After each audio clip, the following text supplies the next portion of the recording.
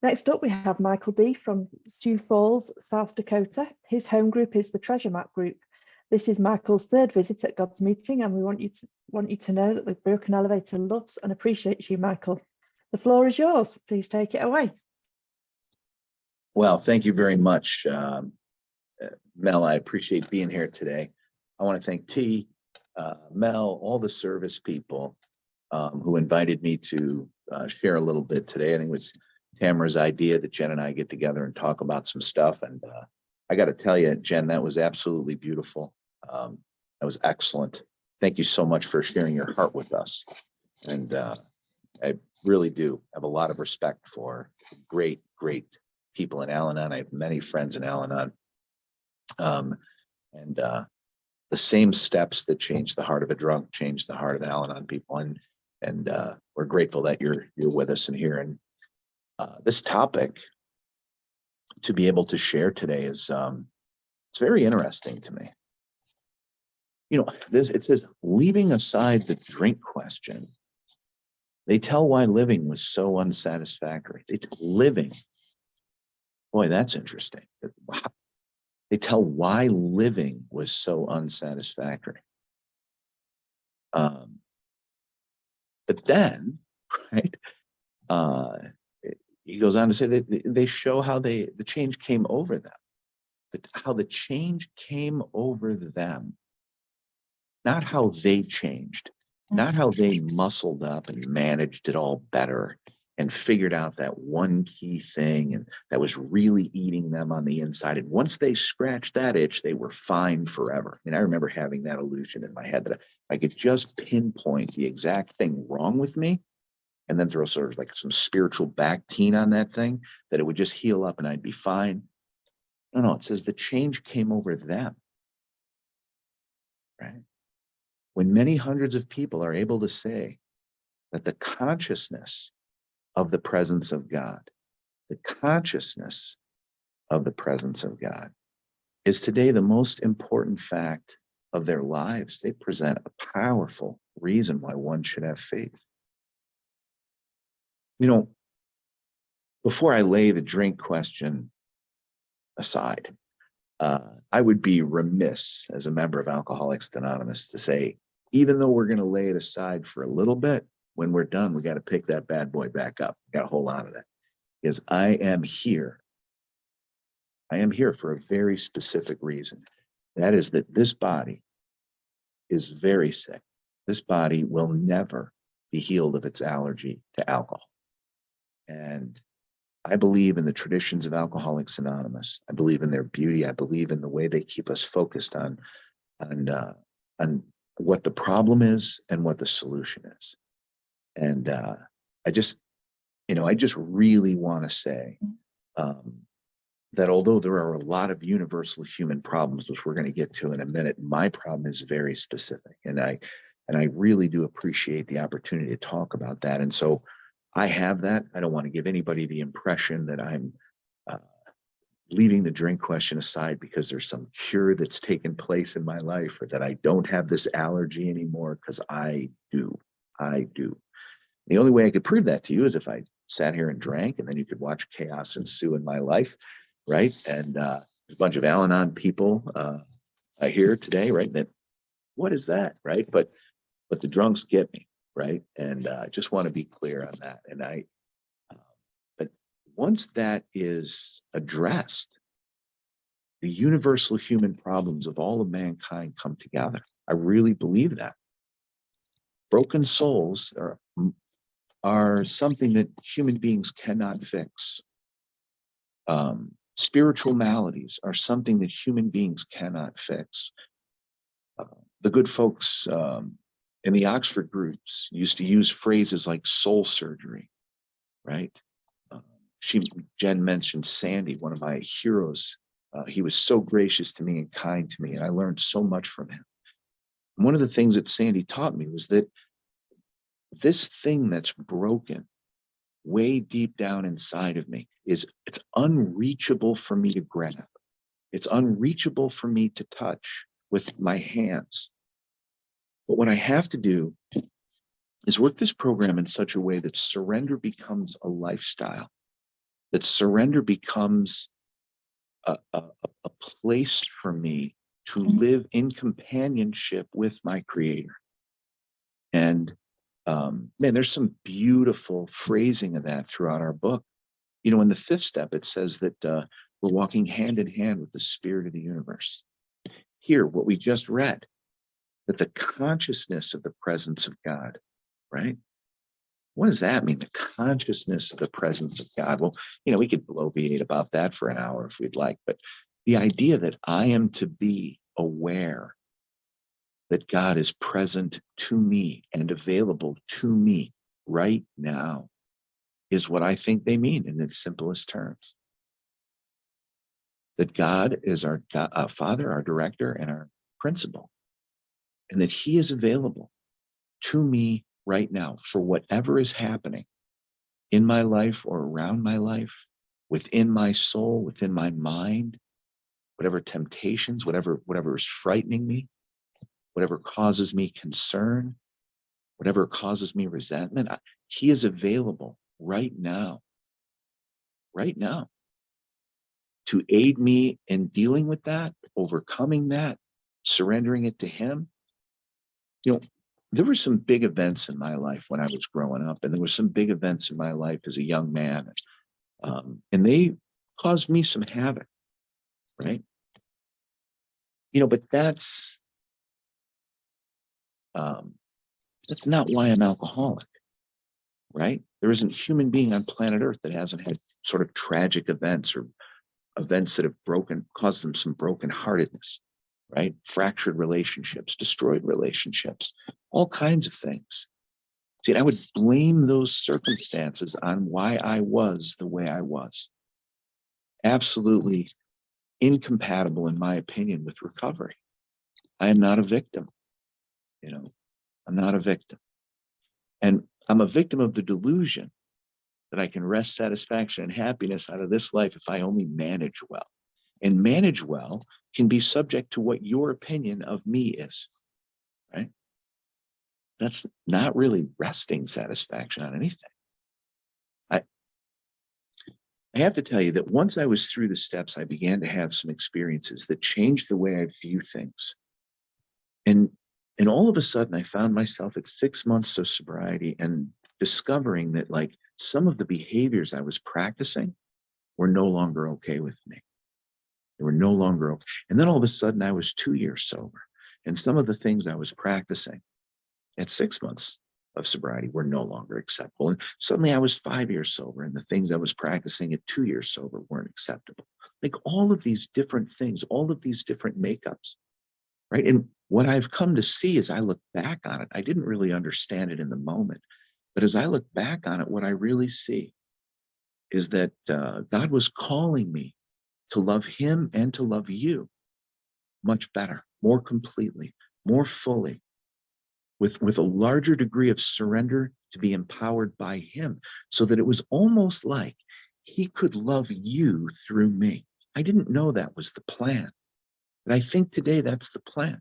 Now, I'm not saying I'm good at it. I'm not saying I know how to do it. I'm not saying I'm smart. What I'm saying is that through a series of falling, through a series of making mistakes, walking the spiritual road, falling down, skinning my knee, getting back up, I've come to discover some things. And the thing that I've discovered the most is that God loves you so much, and God loves me so much, that He wants me to find a life where I can get me out of the way, and hopefully you can get you out of the way, so that we can love each other under Him. And I didn't know that when I came, right? What I knew was that if I brought enough pleasure, whatever that meant in the moment, to my life, that I would be okay. So feeling good became what I genuflected at. Feeling good became the center, right? And I was, whatever I could do to get that done, I was doing that. And you know, what I did was I stepped on the toes of my fellows and they retaliated, right?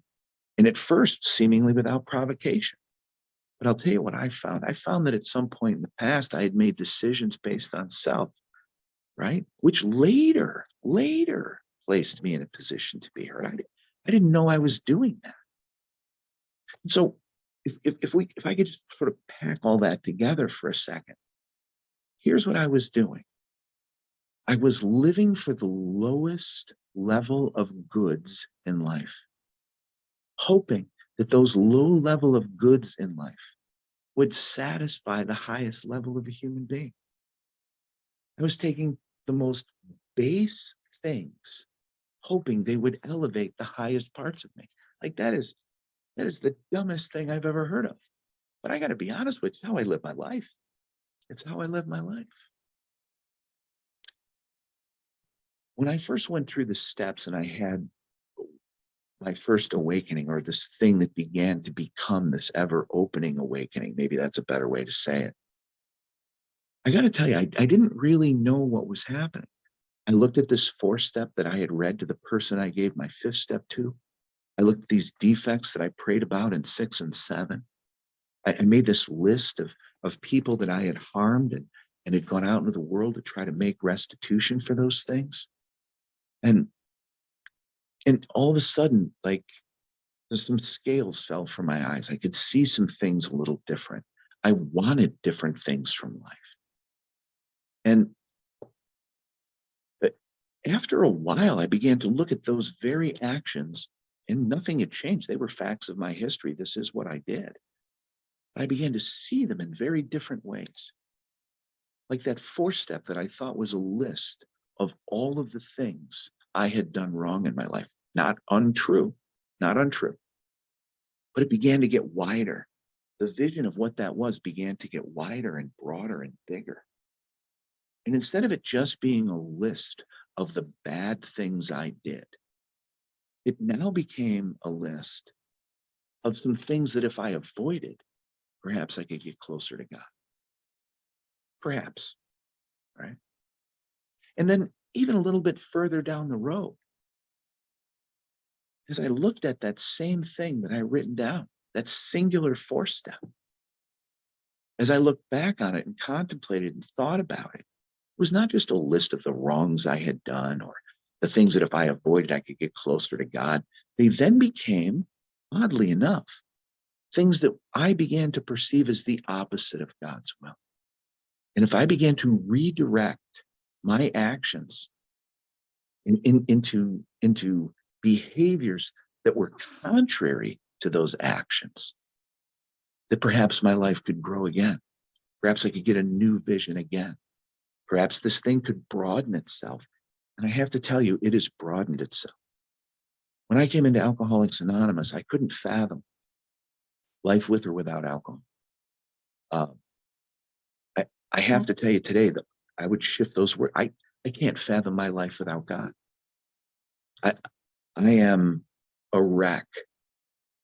I am a wreck and a wretch without him. It's just the truth. I didn't really realize that when I came in, right? So people smarter than me call it the highest good, right? This idea of pursuing the highest good. I used to think that recovery was about moving away from my defects of character. I only believe that's about 50% true anymore, right? I now believe that it isn't just moving away from the bad. I think it is in being in hot pursuit of the good. I think it's completely different in that sense. Now, when I was new in recovery, that's all I could see, right? Hey, don't lie. And I remember like chain smoking because I was afraid I was going to lie and I was all scared. I was like, don't lie, don't lie, don't lie. And I did everything I could not to lie. Like I never thought of it this way. Mike, why don't you just tell the truth, right? Like not lying and telling the truth are not the same things, right? Me shutting up when I want to lie is one thing. That's better. But what if I just told the truth? That would be good. Now that might seem subtle and it might seem sort of insignificant, but when those kinds of things habituate me, when those kinds of things become habits that I practice because love is my motive and because God calls me to love you and to love him, it's a different life. It's a totally different life. This kind of change in direction or understanding is essential to my recovery today. And my recovery centers around steps 10, 11, and 12.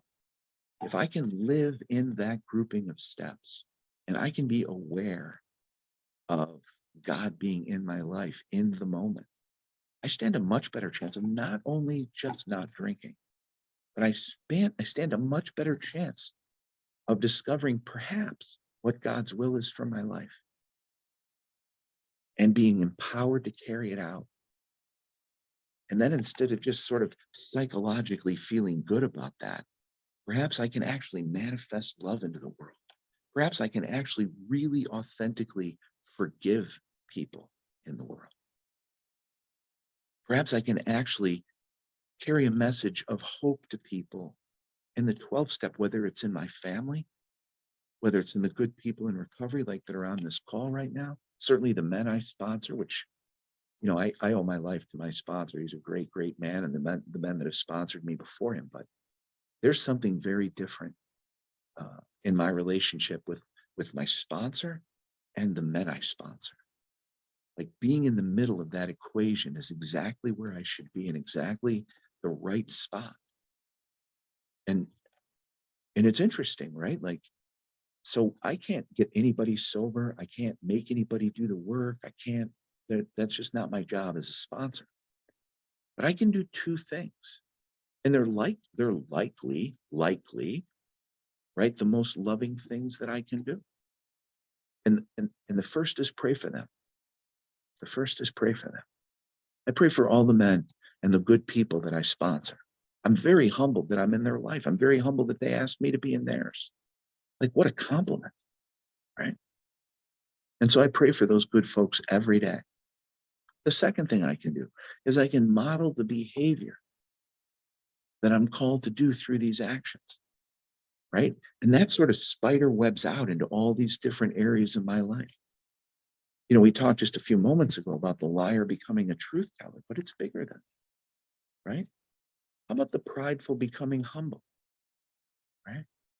How about the braggart becoming like magnanimous, right?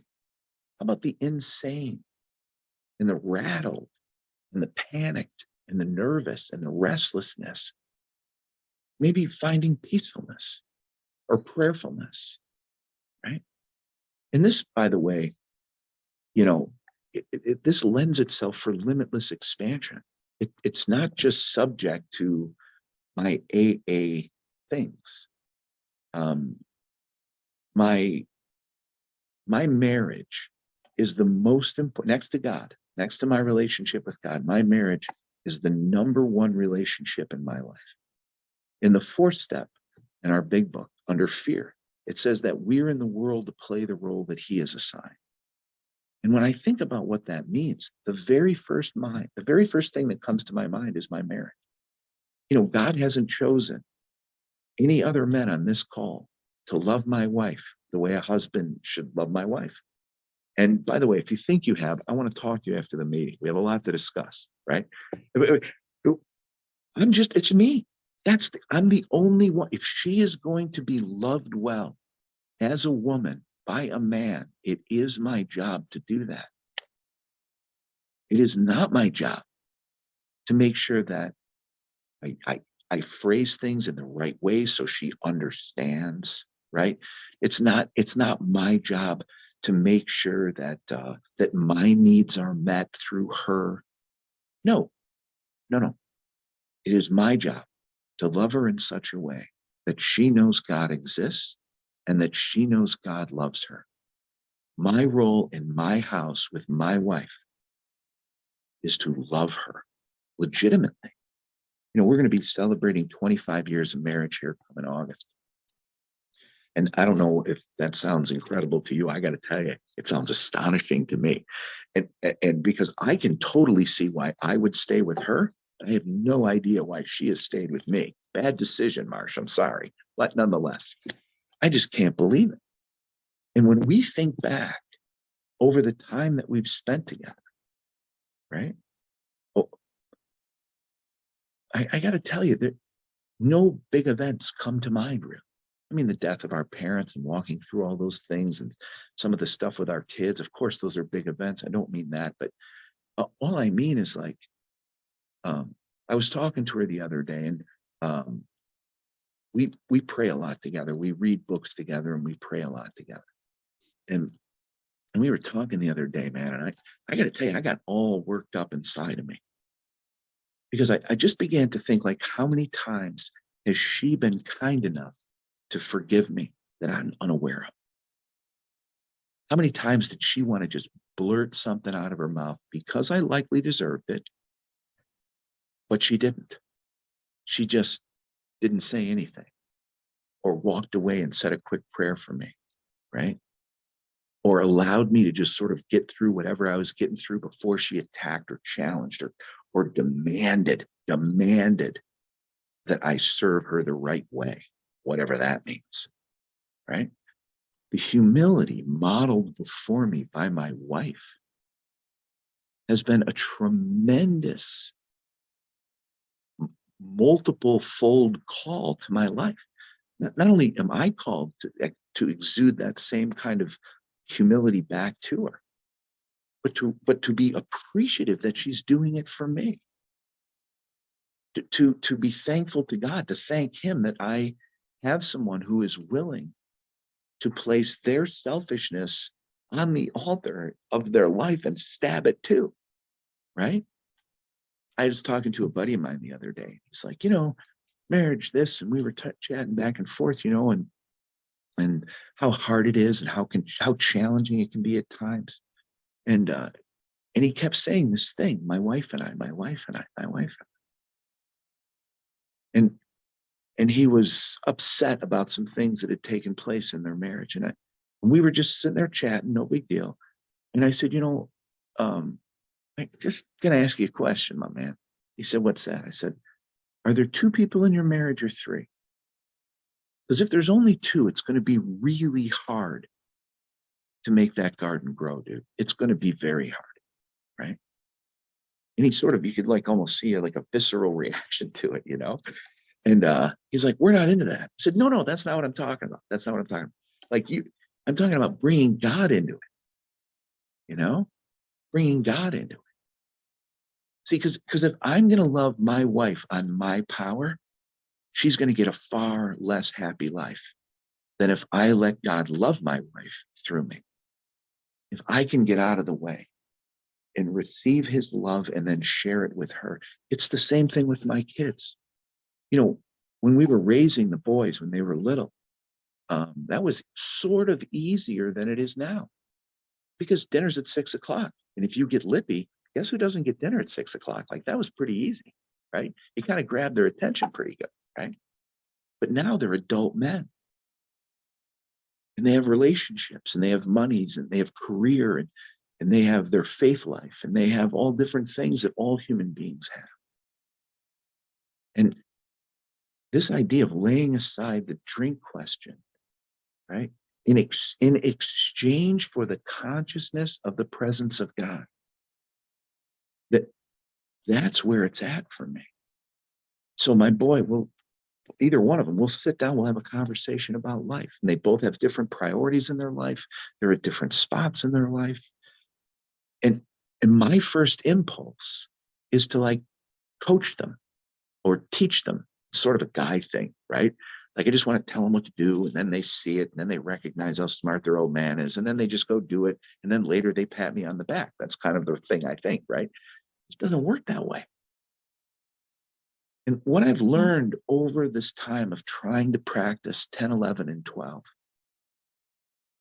is that my anxiousness, my excitement, step 11 in our big book tells us to be concerned about excitement, right? It's the only time it mentions it is in step 11. I can get anxious to do the right thing and mess it up. And so my motives are good. I want to do well. And yet my excitement can bring it down. I can mess it up when I'm overly excited. So what I've learned to do through the 11th step is exactly what we just read. Just be with God. And so my boys will be talking to me about their life. And instead of me waiting for a break in their voice so I could jump in and give them the world's greatest parental advice, What I try to do is stay connected to God right now, right here with him. And I say little small prayers like, God, help me love my son.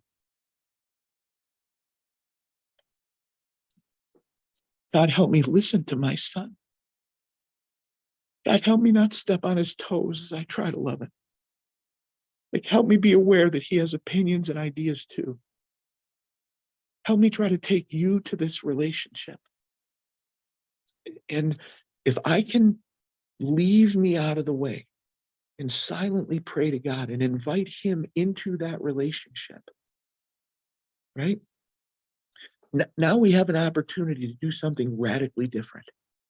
Radically different. I'm no longer in those moments when I am conscious of it, and I am not always conscious of it. I don't want to give anybody the wrong impression. I'm imperfect at this, okay? But it's a practice that works to be united with God on the inside of me and to try to bring that unity that happens here out to you so I can have unity with you. And it radically changes my relationships. It makes me so different when I am connected to God, when I am walking hand in hand with the spirit of the universe. You know, and I don't know how to sketch that.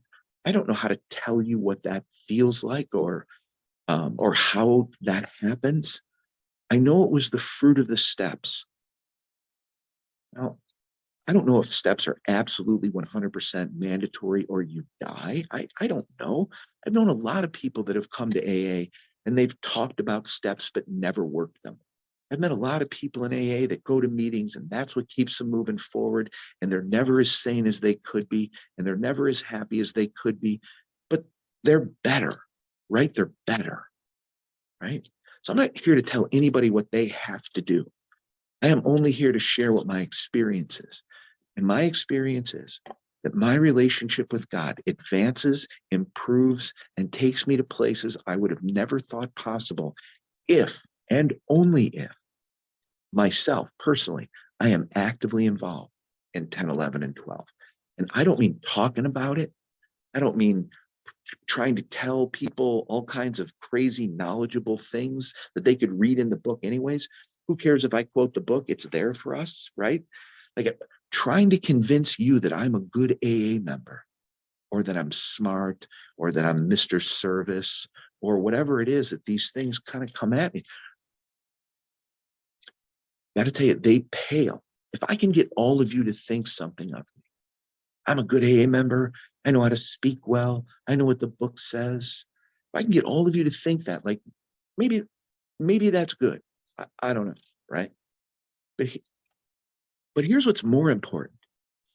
When we're off this call and we all go back to our lives, and whatever I got you to think leaves because you're going to go back to your Netflix specials and your own home groups and do your own work and you won't think about me again, right? What does my wife think of me? The one who lives with me every day. What do my boys think of me? What do my grandchildren think of me? The men I sponsor. Is it just lip service to say stuff?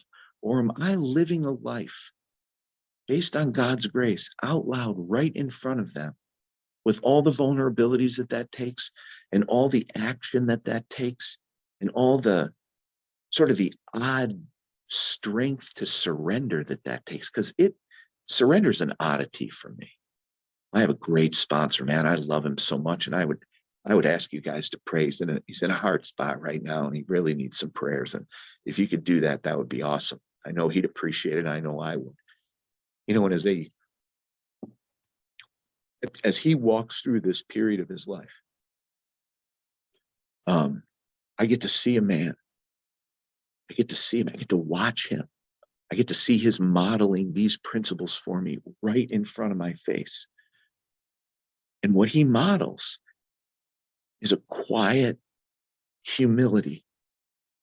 And do not ever mistake humility for weakness, because it isn't. It is attached to the most powerful force in the universe, God himself. When I see my sponsor walk as humbly as I'm watching him walk to his maker right now, I'm blown away by it. It is I can't believe that God has graced me with eyes to see that, you know? And when these small, simple little principles get applied to our life, they grow and they keep growing and they magnify.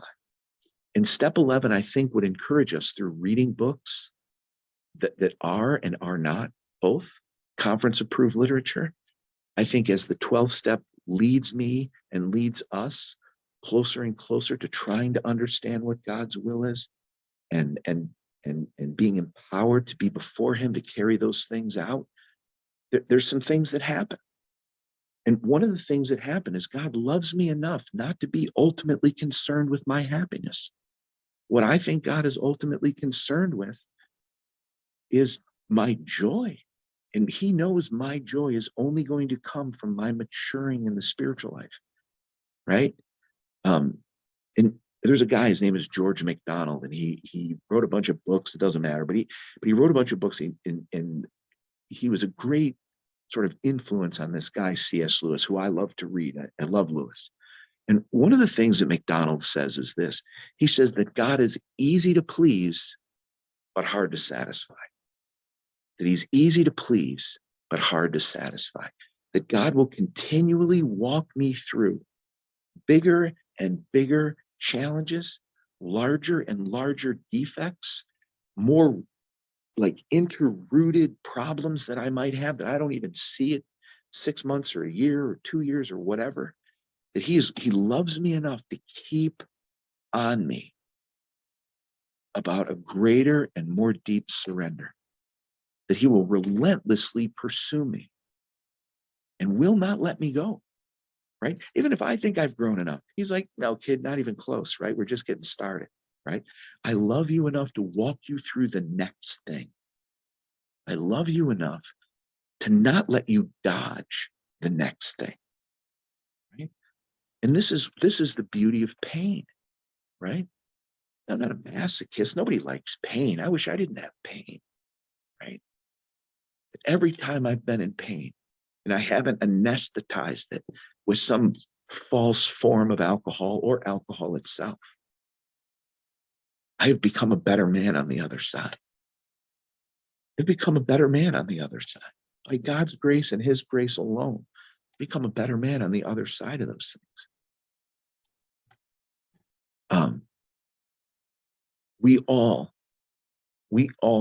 have things that, have challenged us or perhaps caused us to even question our own recovery at times. When I was 9 years sober, I hit this spot. And I got to tell you, man, there was nothing wrong. I'm just telling you, on paper, there was nothing wrong. I was active in my 10 step. I was praying in 11. I was sponsoring people. I was sponsored myself. I had a home group, still do. Had service commitment, still do. And by the way, there was a plea for some service at the earlier portions. I think it was Mel, and I don't want to get off track here. I want to come back, but this is a wonderful meeting. And when good people ask for help, good people show up, right? And so maybe prayerfully, whatever it's your home group, whether it's this group, whatever, if you can find a way to serve, let's serve, right? But as I'm moving through this thing, right, I hit a spot at 9 years where, like, although the AA resume was just fine, right? It was impressive. Trust me, I had polished it well enough and made everybody know about it enough where I was critiqued. It was fun. Some agony was going on inside of me. Some agony was going on inside me. I couldn't figure it out. I couldn't make it go away. I couldn't ignore it, and I couldn't make it go away. And I went to my sponsor at the time, and I'm like, what is this? And he's like, oh, that's God. And I was like, no, this agony could not be God. And he said, oh, it couldn't be anything else. Now, he was looking at the same God with a different perspective than I had. He wasn't looking at a different God. He knew God better than I did, right? He's looking at it from a different perspective. And when I got through that challenging time, when I got through that struggle, we saw the same things. That was the grace of God. That was the grace of God. I used to think that if God really loved me, I'd have a big bank account, a full head of hair, one chin.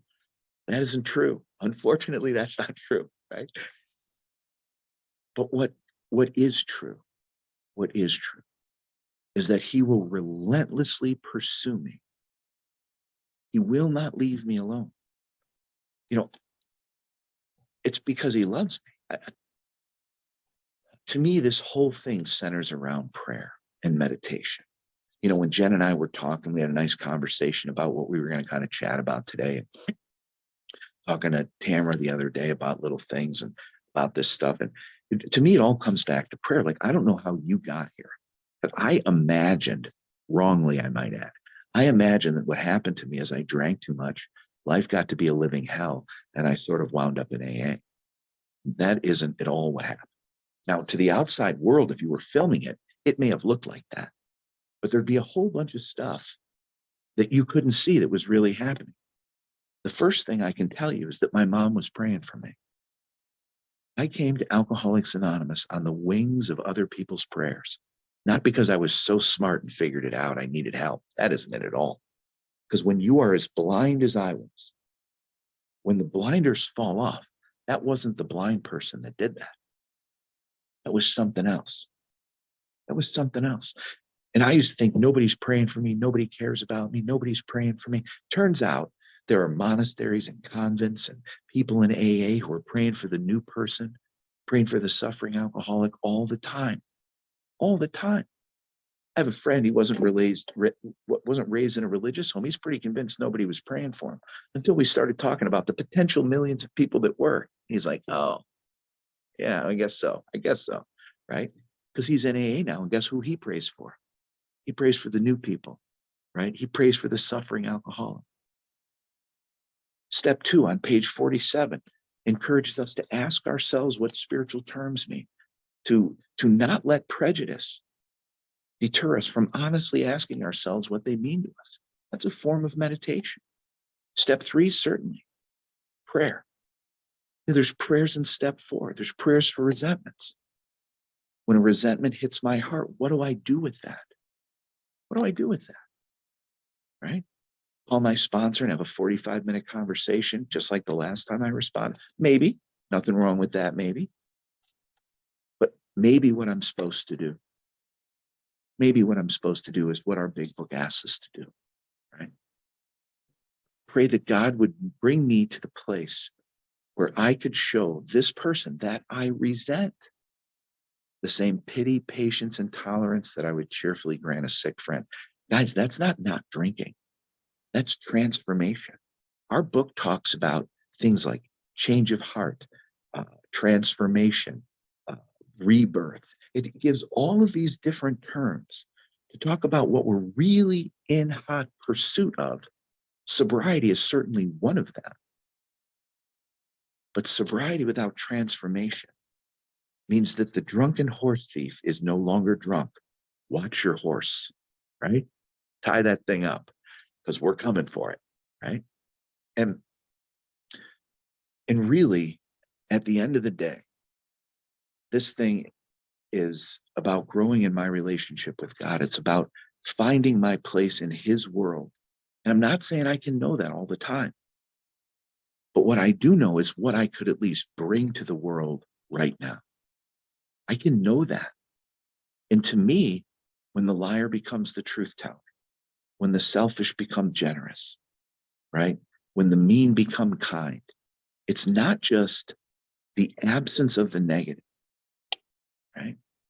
It's the growing and the manifesting of virtue, to live a life not just void of negative things, but filled with love and virtue and kindness and hope and generosity and goodness. And I know those are tall orders, and I'm not trying to be, I think Jen said unicorns and rainbows, right? But because doing that and allowing God to transform that part is really hard. It means a destruction of self-centeredness. I must turn all things to the Father of light who presides over us all. I have to, all things, right? Not some of the things, not the things I find objectionable, All things, our book says, right? I'll close with this. Just imagine Bill, man in his early 20s, newly married, he's going off to World War I. Been through basic training. He lands in England, wanders his way into Winchester Cathedral. Now, I don't know, I've never fought in a war. I have tremendous respect for the men and women who have served our country. And if you're on the call, thank you for that. But I don't know what that's like. I don't know what that's like. Wondering if I'm going into combat, I'm going to come back without limbs. Wondering if I'm even going to be alive. Wondering what might I see that would scare me. Wondering if my brothers and sisters standing around me would even make it home. Bill had to be petrified when he wandered into Winchester Cathedral. And he says, much moved, I wandered outside. The tombstone, the Hampshire Grenadier, that guy gets all the credit. But the truth is, it's what happened to Bill inside that moved him outside. It says, much moved, I wandered outside. And Bill mentions that 3 times in his story. 3 times. He goes back, he goes back, he goes back.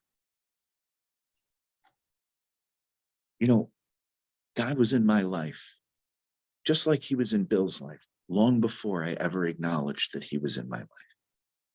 He has been in hot pursuit of us. And I think he only asks 3 things of us. I don't know, I just think. 1, receive his love. Do whatever I can to receive his life-changing love. 2, share every bit of it that I get. Don't keep any of it to myself. Give it all away.